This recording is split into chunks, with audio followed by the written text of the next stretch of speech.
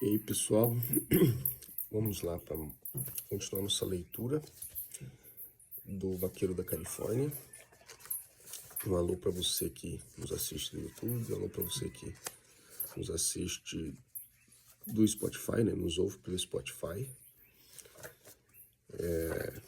Tá escutando a gente aí enquanto às vezes tá viajando, enquanto limpa uma cela, enquanto limpa uma baia. E a gente vai fazendo companhia para vocês.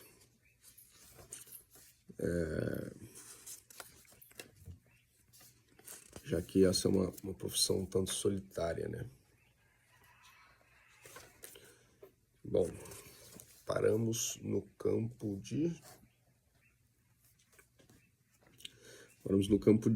Barley, né? Que é aqueles carrapicho, os carrapicho grandes, né? Então vamos lá. Um olhar para o longe, né? Os velhos bucarus às vezes eram patronizadores. Com um ar superior, eles diriam aos mais jovens o que um animal faria em certa circunstância e o que nós deveríamos fazer quando formos confrontados com um problema ou uma emergência. Uma noite nós estávamos sentados em volta do fogão, né, na cabana, em San Emídio, e um dos antigos estava contando sobre uma rei selvagem que, quando ela foi laçada, ela investiria em qualquer cavalo que estivesse por perto, mas nunca no cavalo que estava segurando ela, né, no cavalo que estava com um laço nela. Um dos garotos perguntou o que um homem poderia fazer com uma reis que foi laçada e que avançou na direção do cavalo de onde o laço está vindo, né? E folgou o laço de maneira que ela possa se levantar quando o cavaleiro descer para amarrar ela, né? E o velho respondeu: pegue ela pelo rabo e segure. Ela vai ficar cansada de tentar te chifrar depois de um tempo e vai parar e começar a procurar por outro lugar ao longe, né? A mirar em algum lugar por longe.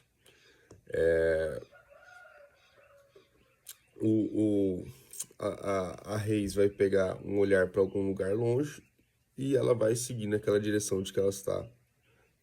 Ela vai correr naquela direção que ela está olhando. Bom, então, aqui, né, a gente tem primeiro ele começa falando, né, que os vaqueiros, os antigos, tinham muito dessas coisas, soluções para problemas, né? Uma coisa meio que ele já tinha, que eles meio que já era do conhecimento deles, né, de como resolver, né? E aí o cara perguntou a situação justamente do que, ó, eu lacei uma vaca, né? Eu lacei uma vaca e principalmente principalmente em laço de pito, né, que você tem mais opção do que até na chincha, manter o laço esticado geralmente é o que garante que o animal fique deitado, né, que o animal fique deitado enquanto você vai derrubar ele. Mas aí às vezes acontece do cavalo, acho que eu até falei errado, acho que eu falei da reis, bambear, mas na verdade é o cavalo bambear a rédea, né, o laço, ou seja, ele ir em direção ao laço bambeando, e desse jeito a reis às vezes levanta e pode vir em direção. Ela levanta e fica basicamente solta, né, fica basicamente solta. Se você tá indo em direção dela, ela vai estar dentro do raio do laço, né? Então você vai estar na zona de perigo ali e ele fala para segurar ela pelo rabo. Eu me lembro que quando eu era jovem, tinha força e fôlego para isso, né? Um cara que trabalhou lá em casa, ele me ensinou né? Que depois que a gente tinha recebido uma boiada que tinha vindo do Pantanal, que era muito brava, e alguns ficaram, a gente separou acho que uns 10 assim, mais ou menos 10 que eram os mais fracos, que veio mancando, essas coisas, né? Porque foi uma viagem bem sofrida. E aí no meio desses aí tinha que a gente tinha que medicar, eu acho que era todo dia, não sei, não me lembro ao certo, mas era um garrotinho bem bravo, né? Aí ele me mostrou num dia, no outro eu tive que fazer, né?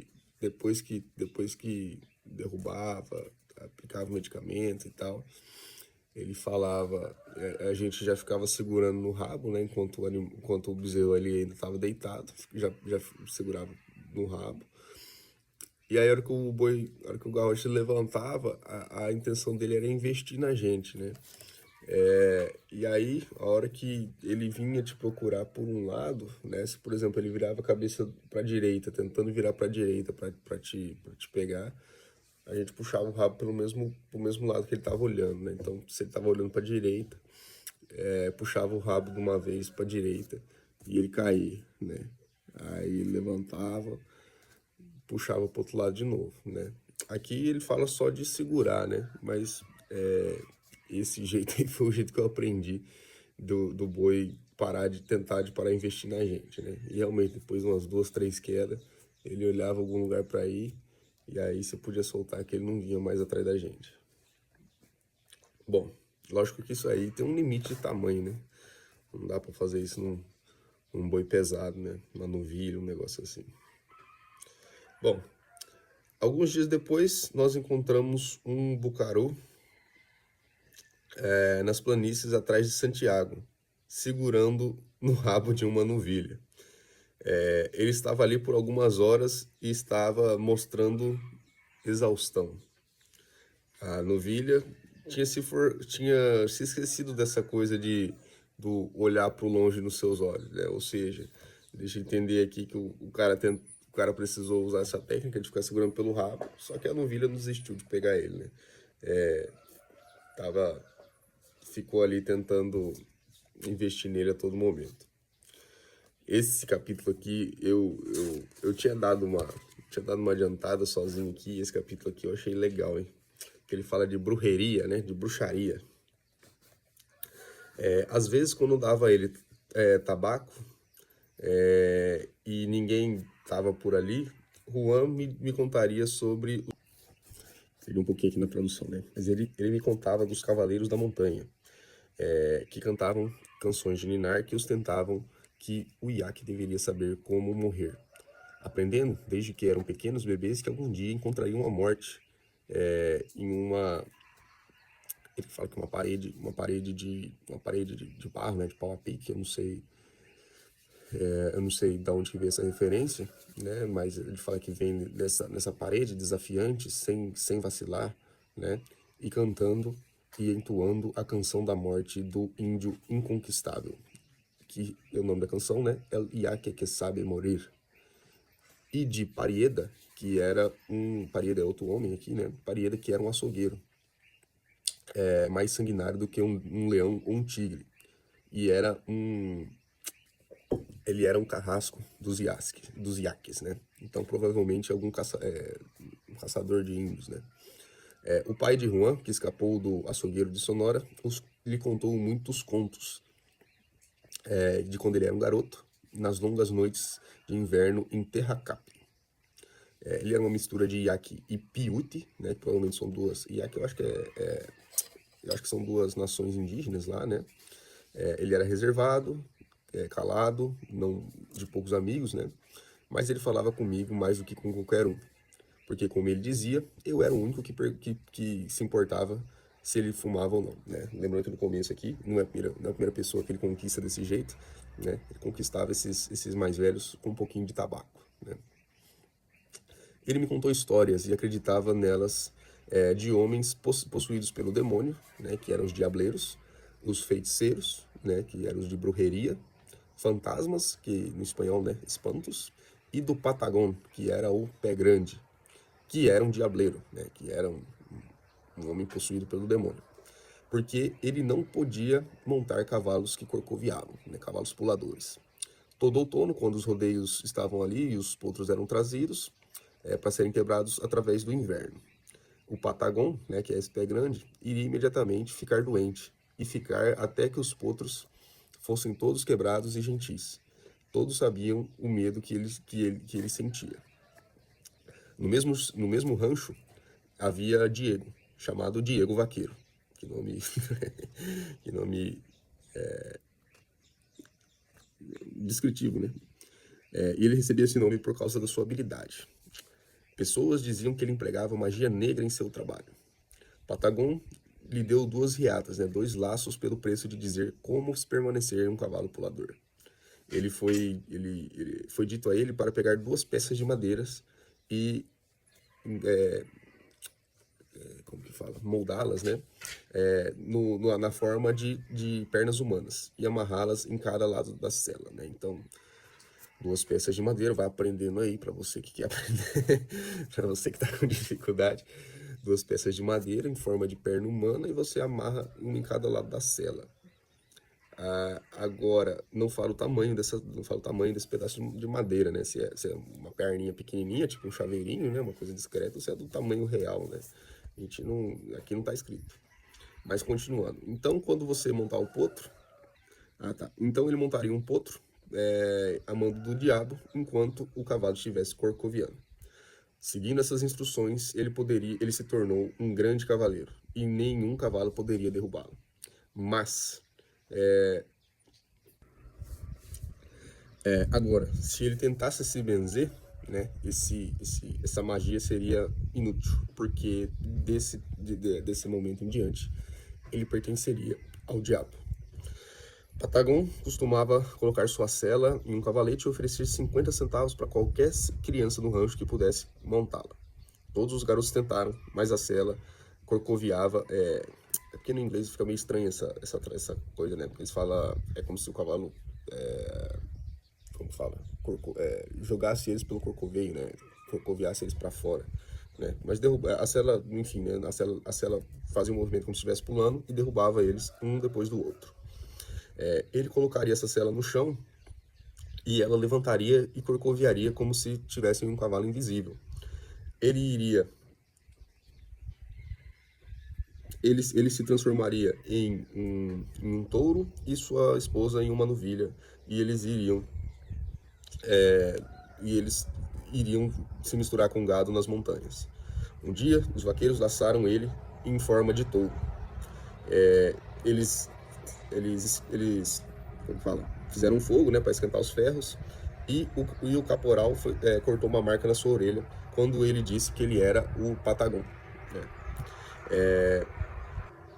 E os vaqueiros ficaram querendo saber, né, se depois que ele se transformasse na forma humana, se esse corte permaneceria. Na manhã seguinte, ele sentou na mesa de café da manhã e os vaqueiros notaram um corte na sua orelha. Uma vez, ele foi deixado na sua casa no rancho. Aliás, ele deixou o seu rancho, que era onde ele morava, para fazer um trabalho num lugar diferente. O chefe dos vaqueiros deu a ele uma mula. Na primeira manhã, a mula saiu corcoviando.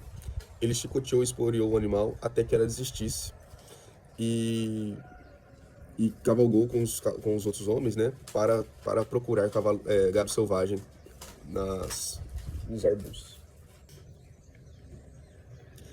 Ele encontrou 2 touros que vieram para investir nele. Ele laçou e amarrou os 2, né, maniou os 2, depois de ter chicoteado eles bastante. E deixou eles ali para deixar com que o sinuelo levasse-os para casa. No dia seguinte, né, o capataz e 2 vaqueiros foram dormir cheios de hematomas. Seriam eles a mula e os 2 touros que o Patagon manejou tão duramente, né, tão brutalmente. Não sei se vocês entenderam aqui, né, mas ele foi trabalhar em outro rancho. E aí o vaqueiro, o chefe ali, né, o chefe dos vaqueiros deu para ele uma mula, né? Não era o capataz, era outro homem, né? E essa mula que saiu corcoviando, ele deu uma pisa, aí ele foi atrás do gado, ele encontrou 2 touros que avançaram nele. Ele laçou os 2, maniou-os, levou para casa e descobriram que quem tava em forma de boi e da mula era o capataz dos dois vaqueiros, né? Será que os dois vaqueiros eram os touros e o capataz era a mula? Faz mais sentido, né? Mas aqui ele não deixa claro. Mas enfim. E aí eles ficaram doloridos, né? Porque o tal do Patagon chicoteou, esporeou a mula e também chicoteou bastante os touros que ele pegou. Bom, continuando. Juan disse que um dia ele estava pastoreando algumas cabras. Elas eram mantidas no rancho porque elas mantinham doenças longe dos cavalos, né? Sempre que você tem cabras por ali, a tropa vai ficar com uma boa saúde, né? Interessante isso aqui. Vou atrás de umas cabras.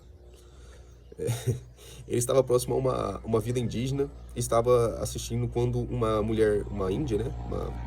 Uma índia de sexo feminino, saiu do seu vilarejo e caminhou para um monte de cinzas. Então ela se despiu, deitou e rolou na cinza.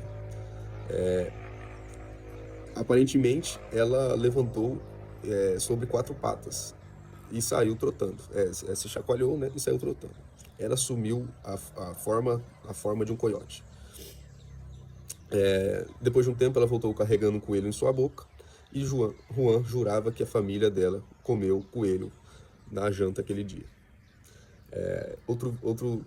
Em outro momento, as pessoas vivendo naquelas casinhas de pau a pique estavam sentadas na luz da lua, quando uma das mulheres desapareceu e uma coruja voou, pousando em uma árvore. As crianças atacaram ela com pedras, quebrando a asa da coruja. E ela fugiu, né? Na próxima manhã, as novidades eram que a mulher que desapareceu estava com o braço quebrado. Llano de Beslin. A maioria dos vaqueiros já ouviram falar sobre Llano de Beslin. No meio daquela planície tinha uma cidade que era coberta sobre... Ah, tá. Que tinha um dos lados cobertos por um grande lago salgado, né? Um grande lago de água salgada. As pessoas dessa cidade...